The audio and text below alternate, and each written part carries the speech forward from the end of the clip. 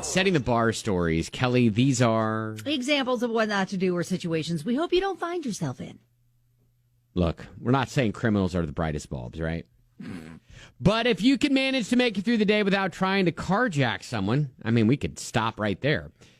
But if you could manage to make it through the day without trying to carjack someone and not being able to actually drive the car, then you're doing okay. That is a big wrench in the plan. Yeah, and this dude in Chicago tried to carjack someone, gave up because he didn't know how to drive a manual transmission. Oh, man. Yep, a stick shift. Then he kept the car keys with him, and there was an air tag attached to them, so he was caught.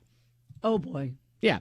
You know, look, I will say that I've said this probably a half a dozen times to my daughters who know how to drive a manual transmission car.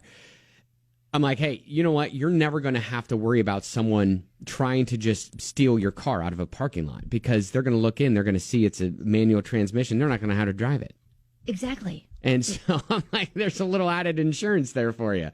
And they like that. So, you know, look, carjackings, it can be very scary and dangerous for sure. But, yeah. And we're not even trying to be on the side of this dumb criminal in Chicago, but no, we're not. We're not telling criminals, hey, learn how to drive a manual stick shift if you're going to be stealing cars. That's not what we're saying either. Right, exactly. that's not the message. I mean, I could even say, hey, if you can manage to make it through the day without being a car dealer employee and not knowing how to drive a manual transmission, then you're doing okay. Oh, yeah. No, you should probably know how to do that to be able to sell it. Yes. Yeah, because sure. When my daughters got a new car, the salesman who went to go, get it and drive it up to the front, where we were standing, kind of looks at the car, walks back and says, it's a stick shift, right? We're like, yeah. Yes. And so he was like, all right, well, here, come on. I'll show you the car.